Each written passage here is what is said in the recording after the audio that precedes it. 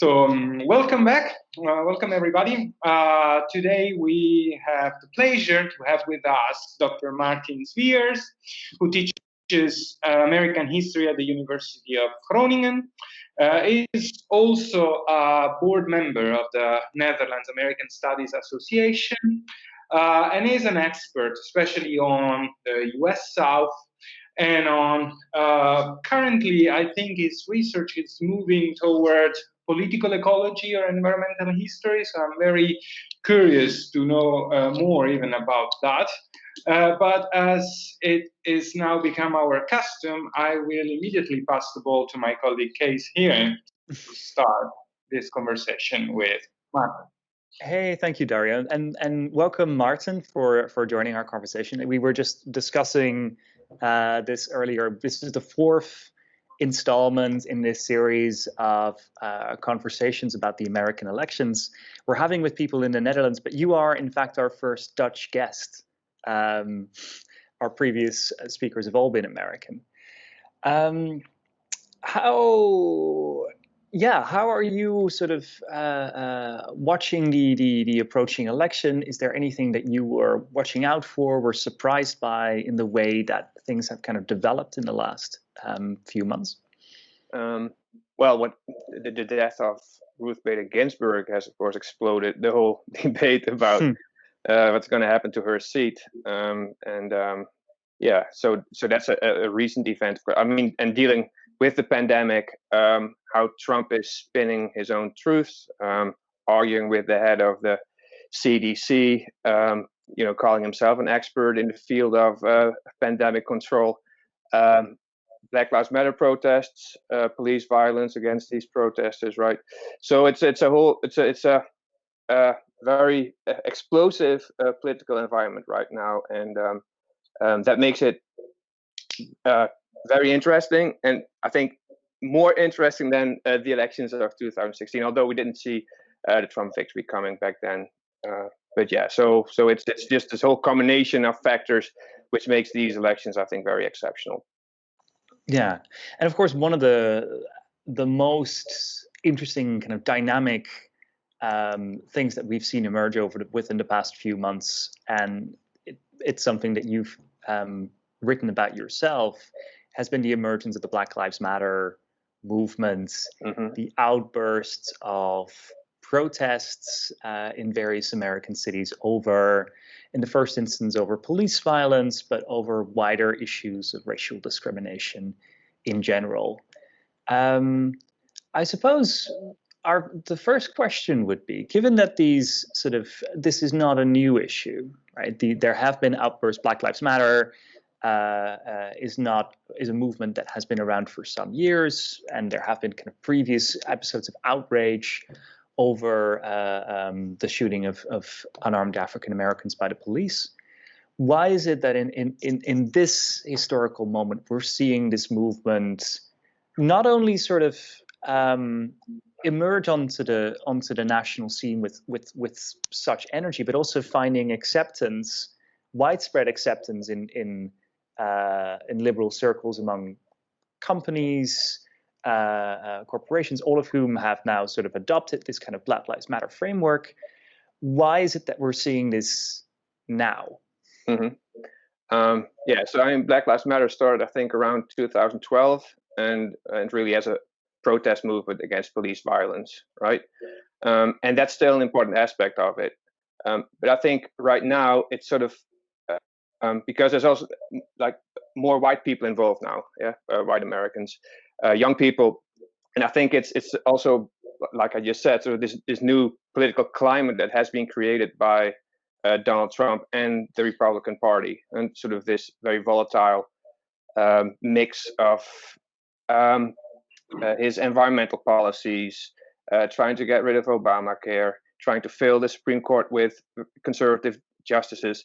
So Black Lives Matter has now attracted also people who are just really protesting against the Trump regime and everything that stands for. So I think that in that sense, it has become a wider movement, protesting against police violence, but also at the same time protesting against the politics of Trump and the GOP, right? And so within this political climate, I think that's sort of the ecosystem in which the Black Lives Matter movement could develop into a much broader movement against reactionary populism. Can I step in with a quick question about this? Because on the one hand, we have a very varied, multifaceted constituency, it's in a way represented, or it is converging into this broad movement we can summarize as Black Lives Matter, as you say. But on the other hand, we have a Republican bloc that seems to be much more cohesive, much more united from this point of view. Do you think that this will play a role in the elections? The fact that on the one hand, we have a Democratic front that is very much dispersed, very much varied, with a lot of demands, a lot of constituencies within that constituency, against a Republican bloc that is perhaps following, false truths and only is in a dictatorial regime, as you seem to hint. But it's still a bloc, a united bloc. Yeah. Is that an assessment you share, by the way, that you see the Republicans as being more cohesive in the context of this election campaign than the Democrats, or is that just something that we're misinterpreting here? I think there's more ideological cohesiveness within the Republican Party and the people who vote for Donald Trump. And also, we shouldn't underestimate their enthusiasm. I mean, often when we see them, these campaign events or boat parades on Lake Travis, and then these boats start sinking, and we find it very funny. But to me, it's a sign of the enthusiasm of Trump voters, and that they're willing to follow their leader to a certain extreme. And Biden has a more difficult job to do than Trump in sort of energizing his base, because the Democratic electorate is more diverse. On the one hand, you've got African American voters who are very much concerned about police violence. Then you've got also, people living in the suburbs who share maybe some of these concerns, but do not agree with the violence that comes with protests against police violence, right? So Trump or Biden has a much more difficult role in maneuvering between these different groups of voters, while Trump doesn't really have to worry about that. What Trump has to worry about is trying to find enough swing voters or moderate voters who did not make up their minds yet, and who may be convinced to vote for the Republicans. And that's, for him, I think, really the challenge that he's facing. And so that means, downplaying what happened the last couple of months with coronavirus, and over 200,000 Americans died, and the economy is still going downhill, I think. I mean, there's a little uplift, but not much, right? So so that's maybe also why it's so important now for him to focus on other things. And with the death of Ruth Bader Ginsburg, that might be a way for him to sort of switch the narrative towards things that are, more useful to him. I see. Okay, so you wanted to continue, or can I? No, please, if you have a question, go for it. Yeah, I know. It's always related to this difference. I was wondering, and I ask you now, I want to ask you because I think you are much more of an expert or much more experienced than I am in this kind of distinctions between urban and rural America. Do you think that that's sort of, because you mentioned the role of the suburbs, where white people living in the suburbs may feel the appeal of Trump's call to law and order against this violence. Do you think this is very, very popular, especially in rural, also in rural contexts, or when Biden have hopes to win some southern states, for instance?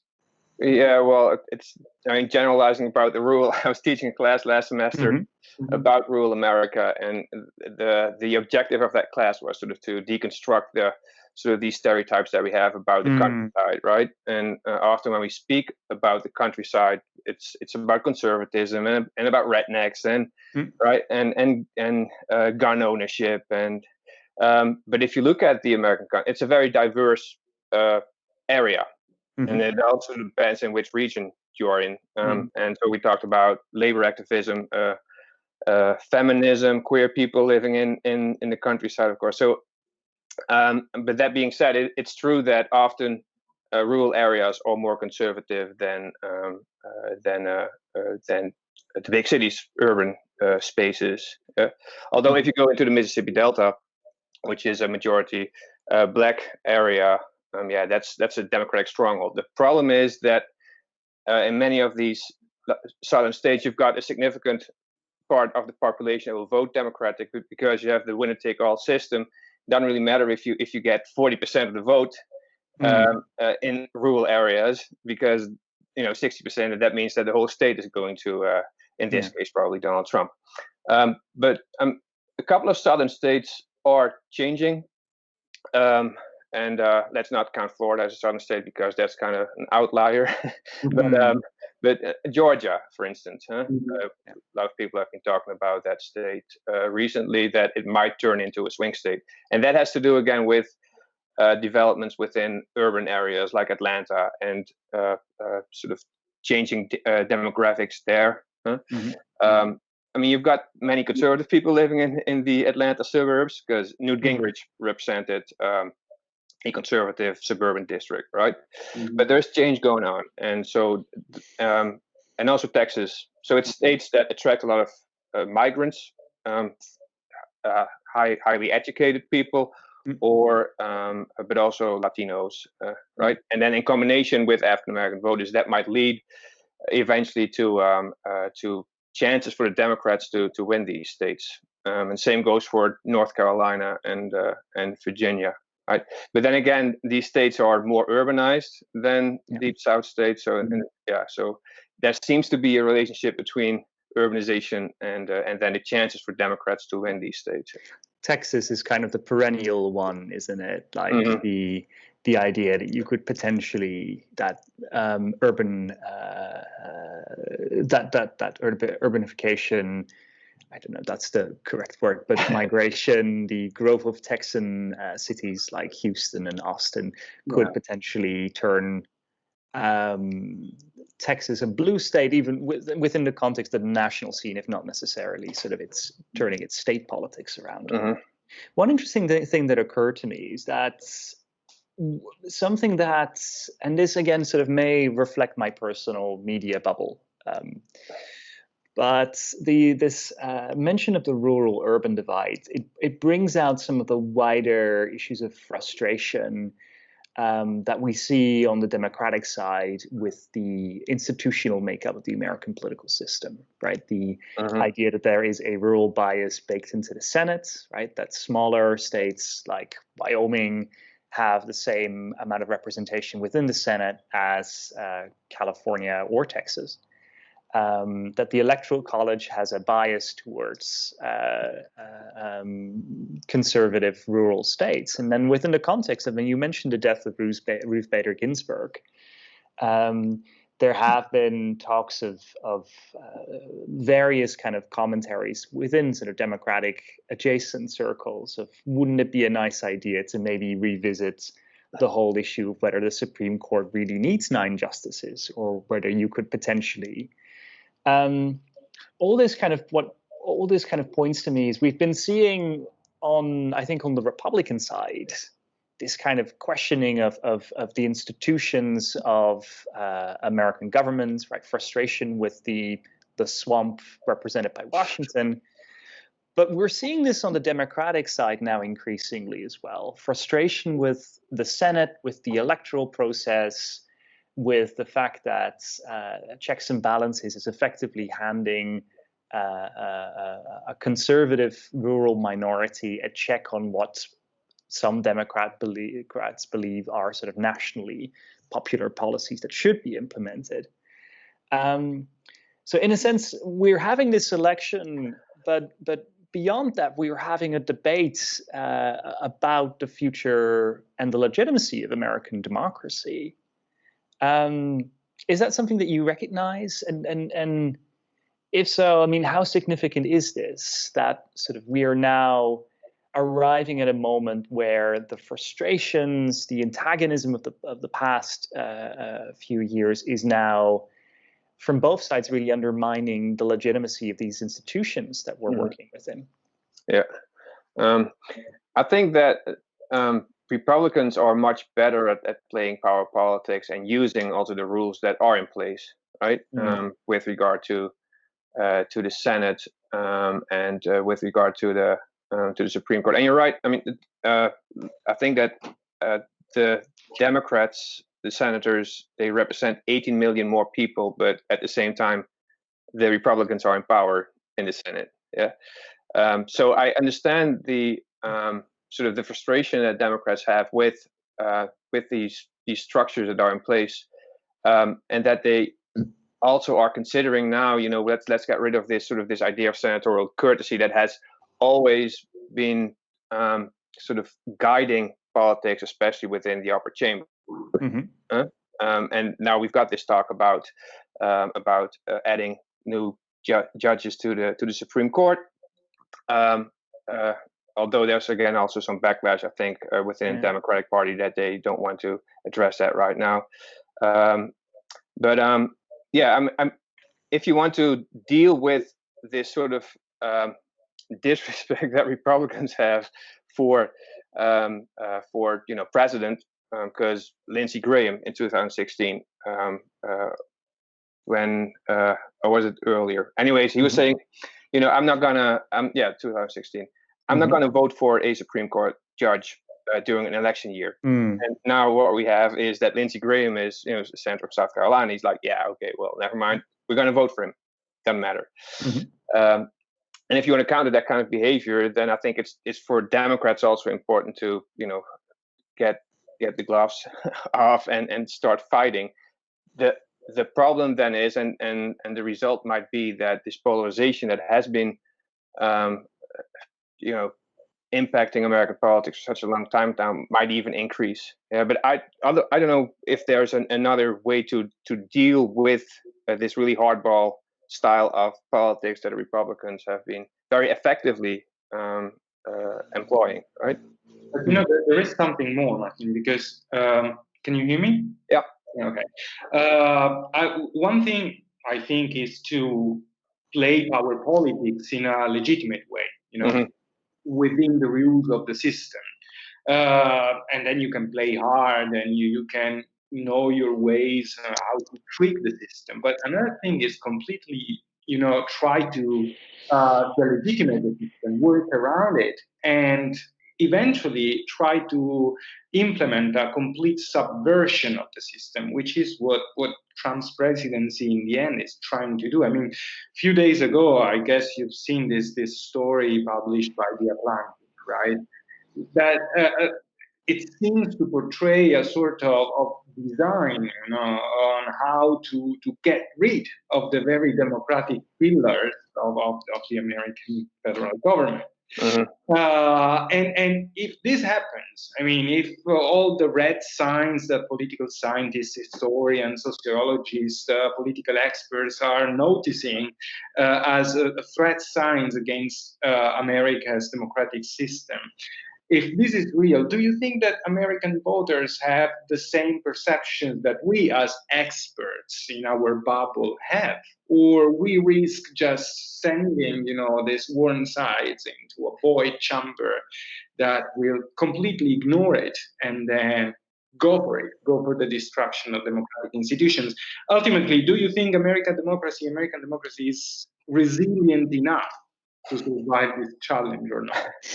Yeah, well, we can have a discussion to what extent America has been a democracy, right? And I think Trump demonstrates that.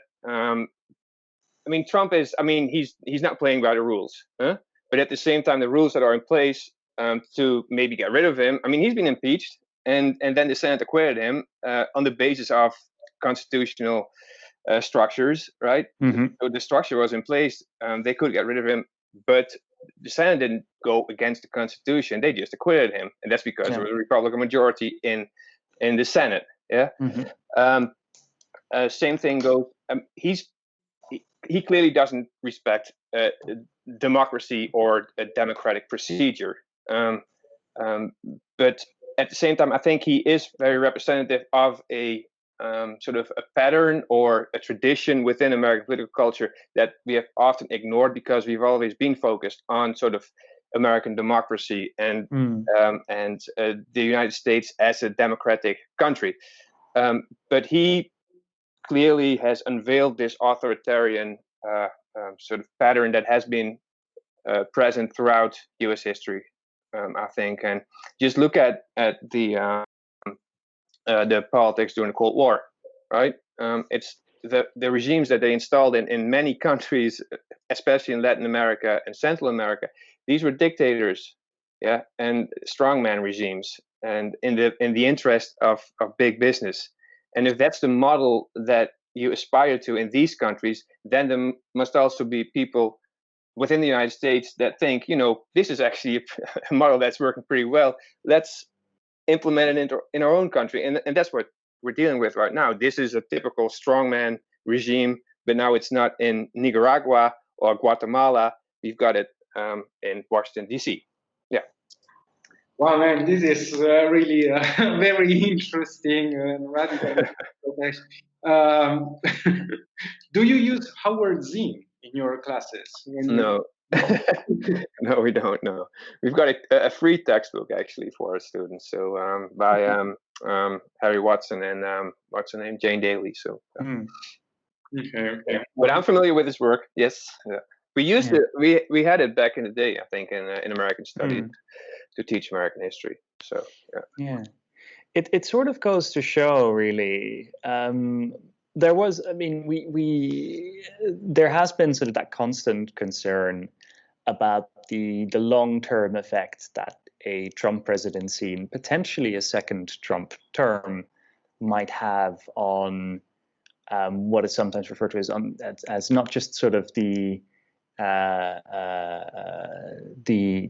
state of American democracy, but also kind of the norms of political conduct within the United States. And I think what the last 4 years have revealed, and of course this is a tendency that's been in the making for longer, is that how, in addition to the Constitution, which is really quite a thin document and doesn't tell you all that much about how to run a sort of contemporary, complicated nation states with everything that comes with that. But the importance of these unspoken political norms in order to keep the system ticking over. And how essentially, how important that sense of kind of elite cohesion was within institutions like the Senate and the House of Representatives in order to function. And how, in one sense, the very sort of what you might think of as chummy bipartisanship, right?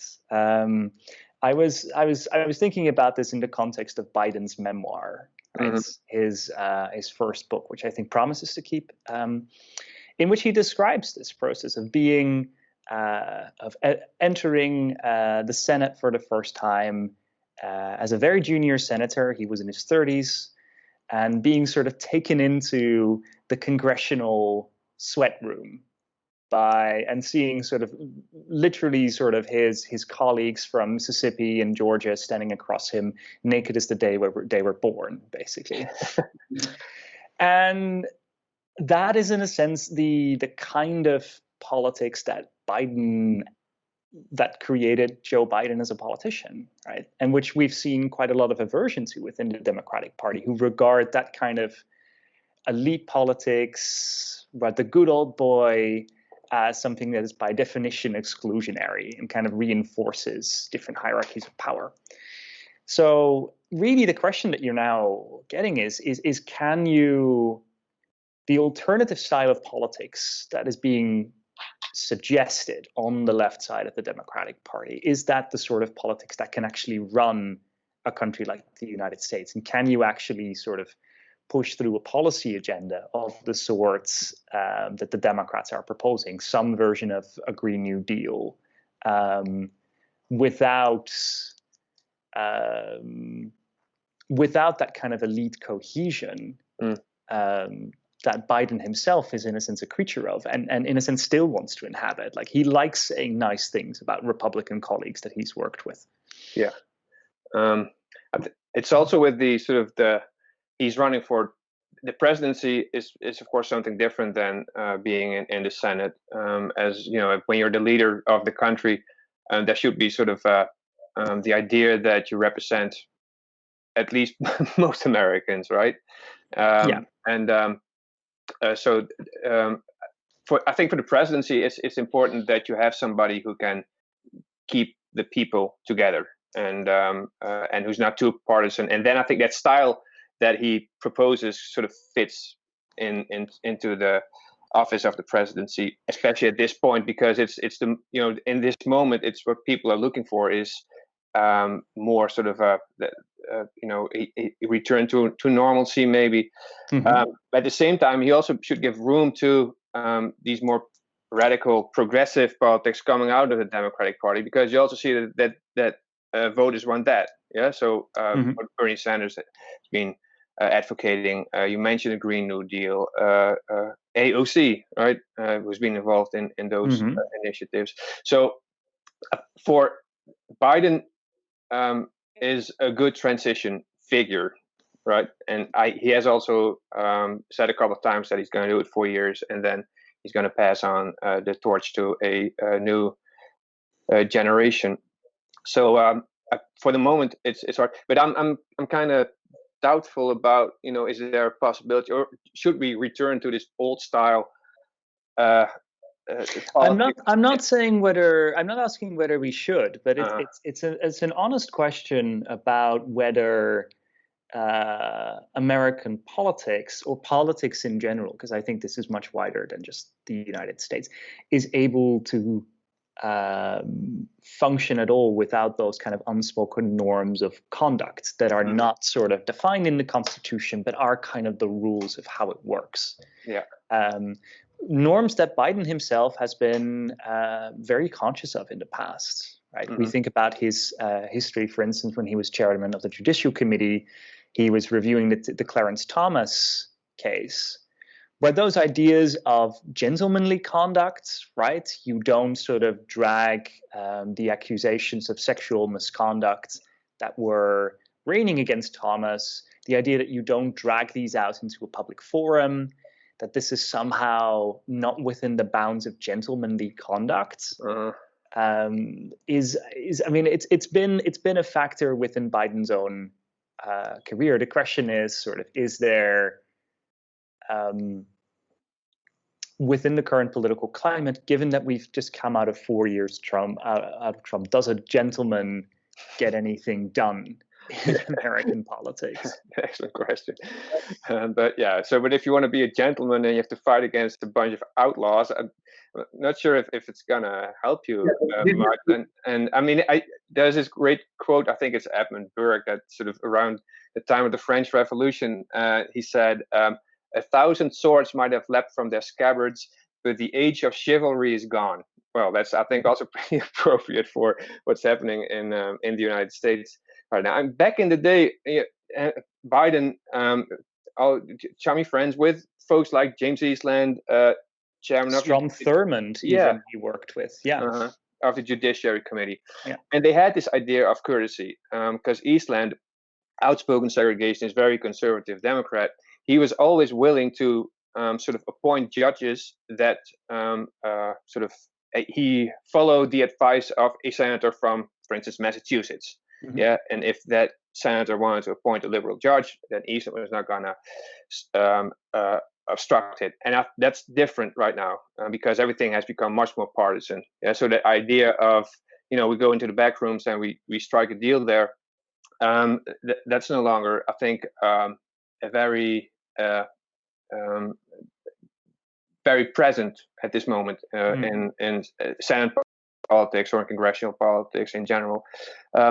So, I mean, there's good things about trying to find compromises and trying to do things the way they did it back in the day. But at the same time, these compromises have also led to, that certain civil rights weren't enacted, or that it took a really long time before finally the Civil Rights Act could be implemented in the 1960s, right? So there's always two sides to the story. I mean, it looks healthy to have sort of a common ground. Well, it's healthy to have a common ground to talk about, right? And that's also disappearing right now, I believe. But yeah, go ahead. No, okay. It's just one of the criticisms that's been leveled at Biden as well. We've been seeing sort of various, and in a sense, at this moment, Biden is running as the anti-Trump, and that is enough. It might be enough to wield well together this coalition that might carry him over the finish line on November. But it does leave the question open, right? What is Biden going to put in place of it? Is there? I mean, if you his political style suggests again sort of a pivot towards the center, a desire for bipartisanship, or a certain kind of collegiality. Like he likes getting along with people. Yeah. Do you have a sense of what a Biden presidency might look like? That's a good question.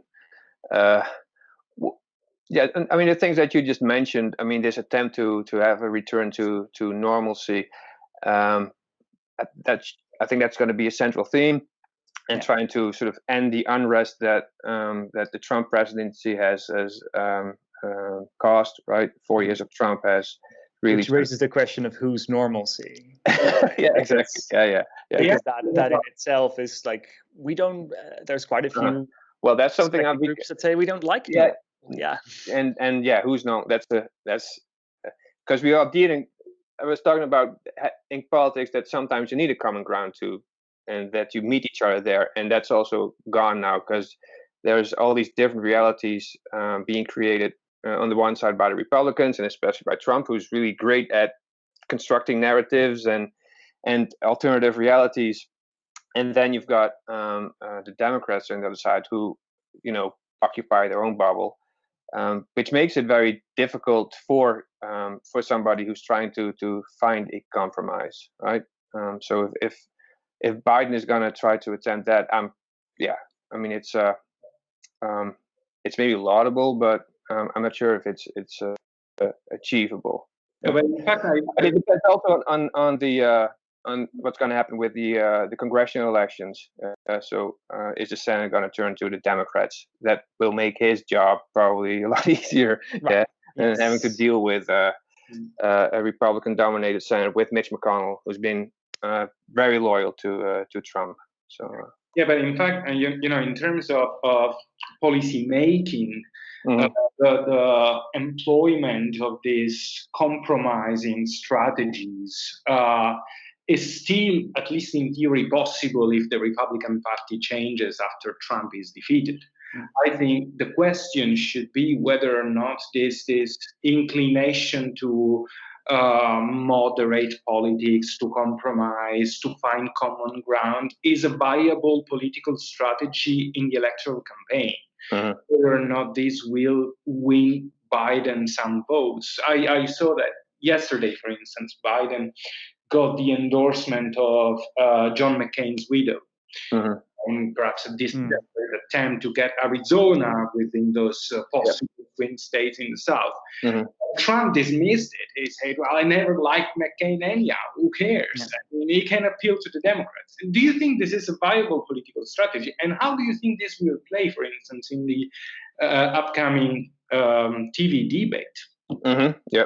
Well, it's also with the Democratic convention. Yeah. So you had Bernie Sanders, but also John Kasich, former Republican governor, standing on the crossroads, sort of symbolizing that the United States is at a crossroads right now.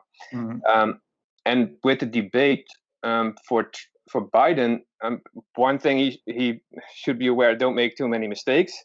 And the second thing is that sort of this statesmanship that is lacking from Trump is maybe something he should emphasize more, and that I think that's going to be a strategy that he's going to follow, and that he has been following, and which has also been critiqued because it's very much playing safe and not going on the offensive and trying to appear as a sort of this elder statesman that will bring the United States back on track. Yeah. But I'm not sure if that fits within the current political climate, which is very much based on confrontation and a confrontational style, and that if somebody's going to try to tackle you, you should not play it safe and be nice, be a statesman, but go on the attack, and that's difficult. Trump is exploiting that criticism, even by dubbing Biden slow Joe. It's all about that, It's about making sure that the opponent looks weak or weaker than you in a context in which facts apparently do not count. So this is what I'm afraid of, that Biden will stick to reality, try to make clear the things that do not work and can't work with a Trump second term. Whereas on the other side, you have somebody who only attacks you personally on a personal level. And that strategy, unfortunately, works. Yeah, well, that's what Biden, what he should hope for is that enough Americans are sick and tired of this sort of this confrontational style, right? That Trump has, he didn't invent it, but he definitely sort of lifted it to the next level. And I mean, you were talking about reality, but like I said, reality is in this post-truth era that we're living in right now. It's a very fluid concept, I think, and that there is not. That reality doesn't really count anymore that much. That's what it seems like in U.S. politics, and you also see that maybe that we are dealing with it too right now in the Netherlands. With Thierry Baudet, who makes these little video clips, and then it's a very selective representation of a debate in Parliament. Chair of the second chamber actually said, okay, now you've got enough material again for your next little movie. So this is an issue that came up with in our first conversation with George as well. The fracturing of the media landscape, the creation of these kind of isolated media. I mean, it's an issue that's been talked to death in the last kind of 4 years. One thing that did come out of that was how that plays within the context of the pandemic. Because there is the argument, you can argue about how subjects that sort of occupy media attention within the Washington Beltway then get translated and interpreted through the media to a general audience. The pandemic is different in the sense that it's there, and the measures that are being implemented to contain it have an effect in people's sort of everyday life. So, I mean, your interpretation of the pandemic can differ, and it's debated in the United States, just as it has been in the Netherlands, sort of what the most efficacious ways of containing it. But the basic reality that it's there is very difficult to deny. And yet, the pandemic is, in a sense, the larger context in which this election is operating.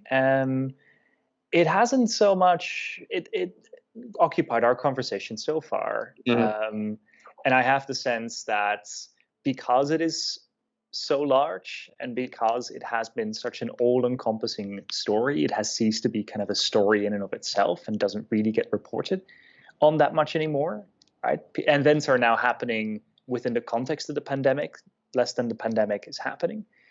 And it raises the question, sort of, is this an election that is going to be about the pandemic? Is this the key issue that voters are going to be treating Trump on, or is it one among a constellation of issues? What's your sense of this? Well, if you look at how Trump responds now, it's talking about the pandemic. Well, on the one hand, it's now also about the Supreme Court, of course, with so that's I think he's gonna announce a candidate tonight. But then also how he spins the narrative around the pandemic and how his administration in dealing with it. A couple of days ago, I think he gave a press conference, and he was like, it's going great. If I hadn't done anything, millions of people would have died, and 200,000. Apparently that's an acceptable number for him. And then also putting the blame for Corona on China, and that they should have closed their borders, and in that sense, he's sort of putting the blame on other people, and also at the same time disqualifying the experts that are working for his administration, Anthony Fauci and the director of the CDC, to him, I mean, but that's the question that comes up, right? Like, of course he's going to do this. Yeah. I mean, we've come to expect little else of him, but the question is to what extent is that kind of alternative story making going to have an impact on how people assess this experience, which does impact kind of their daily experience of life. They do go out with a mouth mask on, right? There is a question of whether schools are going to be able to function normally, whether people are going to be able to go back to work, what the implications are for the economy, for employment.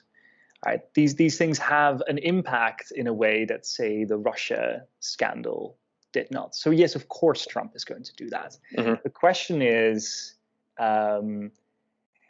have we arrived at a stage where the notion of the filter bubble has just become such a totalizing way through which people perceive reality? I'm very much generalizing here, of course.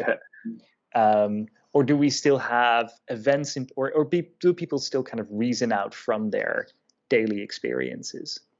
I think, that's still the case. I mean, what Trump is doing, of course, is also again energizing his own base, and these narratives help him do that.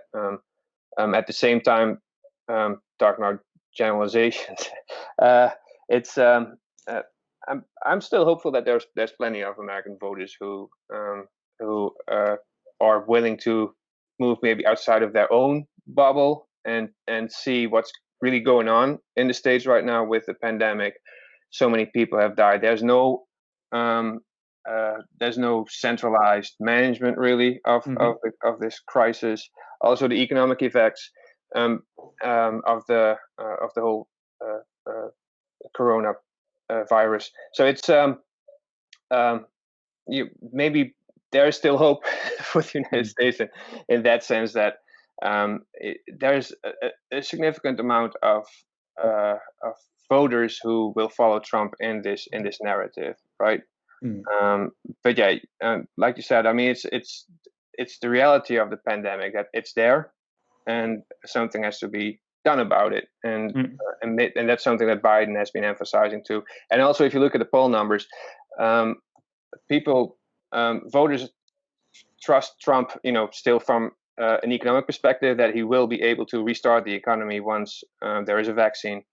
But in other aspects, especially dealing with the pandemic, voters give Biden a much higher vote, right? So, Maarten, you started this conversation saying that these elections were going to be exceptional given the explosive political environment we are living in. And well, I mean, most of all campaigns are exceptional, right? That's the most. You're not the first one. I mean, we had a chat with Mike Schmidli before, and he mentioned this as a historical moment, an election that is going to be a watershed, precisely because there is this convergence, this confluence of several demands, if you want, of several structural changes from the challenges represented by the COVID pandemic, to the demands coming from the Black Lives Matter, to the desperate need of political reform that the system is showing, from the Supreme Court to the rigged, or in a way outfashioned, outdated electoral college and electoral system. So the question is, and I know that I'm asking you too much, but what do you think should be the very first reform that the next president, or if you want, the next vice president, so going beyond 2020, 24, 2028, to do? What is the main priority to avoid that the United States falls gain in this historically present authoritarian pattern? Yeah. The whole Green New Deal initiative sounds, if you are coming out of the Democratic Party, and if you want to sort of present yourself as the new Roosevelt, yeah, that's there's people have compared Biden that he should play this role, yeah, and then the Green New Deal, I find that a very interesting initiative because it combines so many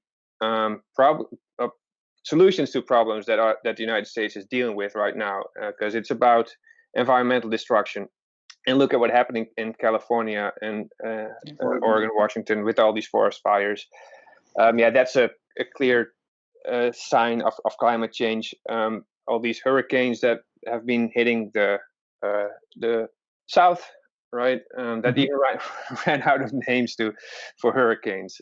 Also, climate change induced, and so that's the environmental aspect. Then the other aspect of the Green New Deal is, of course, economic, that you build a sustainable economy in which as many people as possible can participate. And then it's not about all these promises that Trump has been making. You know, we're going to bring the coal industry back to the United States, and in that way make America great again. But that's not going to work. So I think with the Green New Deal, that's a forward-looking program. It's an intersectional program because it combines so many different factors in the field of economics, in the field of sustainability, in the field of environmental protection, and that will be a great way to unite the Democratic Party around, and because it's so future-oriented. At the same time, building on the legacy of the Democratic Party as the party of the New Deal. Yeah, my next question would be then, how do we make this overarching comprehensive program, the Green New Deal, economically sustainable? Because of course, public debt is a reality anyhow, and you need to keep pleasing, especially your foreign borrowers. And when you have countries like China that may not be so happy anymore to keep funding your debt, then it's gonna be difficult. But perhaps you have to think big, Dario. So you have to think big. And it's the United States. It's at this watershed moment now that you've got an older generation. Also, you know, and people are scared of change and diversity. And that's again a problem that a lot of Western countries are dealing with. But you know, if you're not hopeful that things will change for the better. In the United States, there is also this layer of resistance that again came out with our conversation with Mike, that every time you propose such reforms, then you are blamed or you are accused of being socialist. Socialist, yes, yeah. Being a socialist agenda. Well, if you look at now the popularity of a politician like Bernie Sanders, socialism may not be such a dirty word anymore. In I don't know, might take some time, but there's a lot of young people, young Americans who identify as socialists, although they maybe not know exactly what socialism means. But it's and yeah, it's also a legacy of the Cold War that Americans tend to think of socialism as the Antichrist. Well, it's part of why this phrase, the Green New Deal, is really quite a clever case of political branding, right? Because it lays out a program of government intervention, but places that within a very distinctly American tradition. And it's not only that, but a tradition that sort of a lot of these somewhat older voters, say the sort of older end of the baby boom generation, will have had positive associations with, right? Those emerging, sort of being born after 1945, will have had their parents sort of tell them about the New Deal. Sort of even Ronald Reagan sort of famously sort of said that he had, I mean, you can take this with a grain of salt, but said he would unpick the Great New Deal, not unpick the Great New Deal, but had his barbs directed at the Great Society. The The issue, of course, is that the original New Deal was, I mean, historians still sort of struggle to pinpoint exactly sort of what it encompassed, right? It created this kind of great alphabet soup of government agencies, which only really Roosevelt's rhetoric and political style sort of delivered as a cohesive program. And a similar issue will come up in the context of a Green New Deal. Like, it sounds great and holistic and comprehensive. The question is actually what kind of programs it's going to encompass, right? And where it's going to be directed, and sort of who it includes and who it excludes, right? The work on the original deal has made the sort of very sustained and good points that it was electorally reliant on the votes of white Southerners. And many of its programs sort of had this built-in bias on issues of race. So the challenge is there to indeed reinvent the American economy in a way that sort of addresses climate change, addresses inequality, addresses issues of racial discrimination.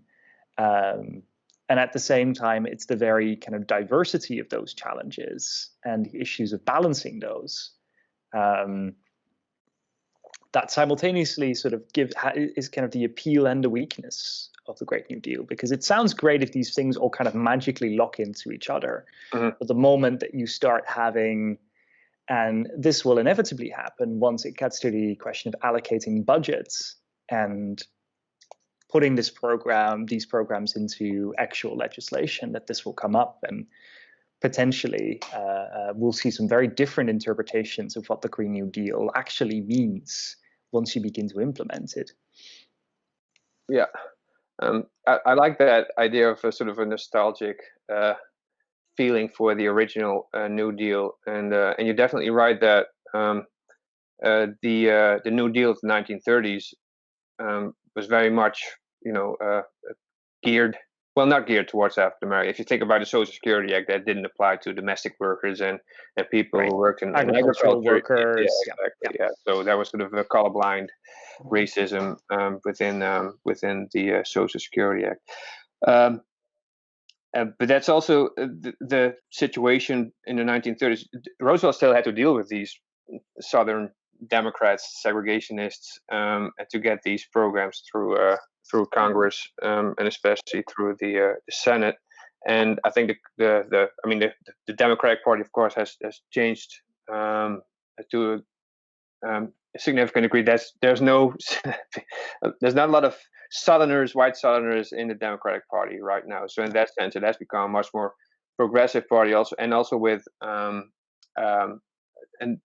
looking at more inclusive politics, right? So that should and that will distinguish the Green New Deal from the original New Deal. And then the whole thing about how are we going to pay for it? That maybe they should get back to raising taxes, and up until the 1970s, with Johnson, I think the top bracket of taxation was at 50%, and that all sort of went downhill when Reagan came into the White House, and now you've got a really screwed up fiscal system. So there are ways to pay for these kind of projects. It's just, again, it needs a daring politics. It goes against a lot of traditions that the United States supposedly stand for, like American dream, and you shouldn't tax people who've been successful in business. But then you also have to think about how did they become so rich.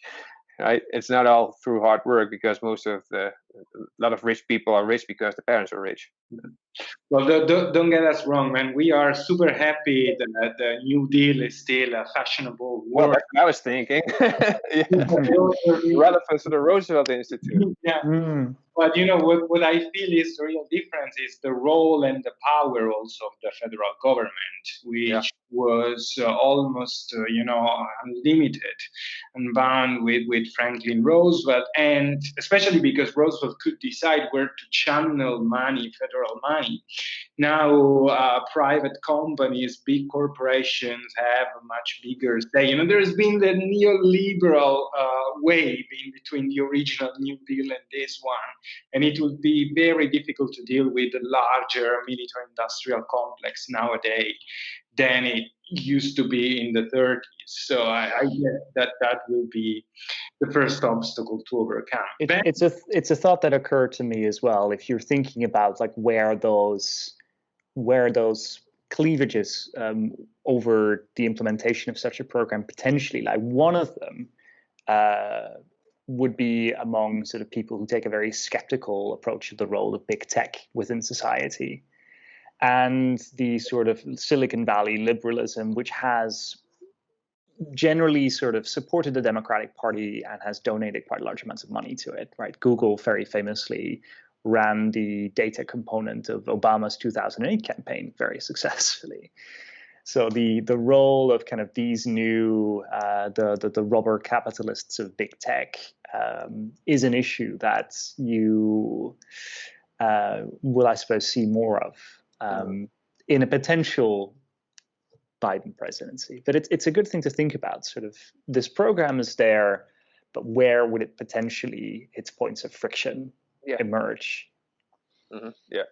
Well, if you look at it historically, we've always had periods in which business people have a lot of power. In the Gilded Age with the robber barons and folks like Carnegie and Rockefeller and Standard Oil and then the progressives came in and they instituted laws to deal with trusts and monopolies and business consolidation. The Roaring '20s, the government retreated again from economic management, and then we've got the New Deal. So I mean, it's not. I don't think that there is now we're on a fixed path towards neoliberalism. I think there is a chance that we might turn leftward, literally, and do something about it. There's this great account on Instagram. It's called Humans of Late Capitalism, and they always post this picture every day. Jeff Bezos decided not to end world hunger today. And that has, of course, to do with the tax structure, the taxation structure in the United States. Yeah. So I mean, it's going to be very difficult, but I don't think it's completely impossible. Yeah.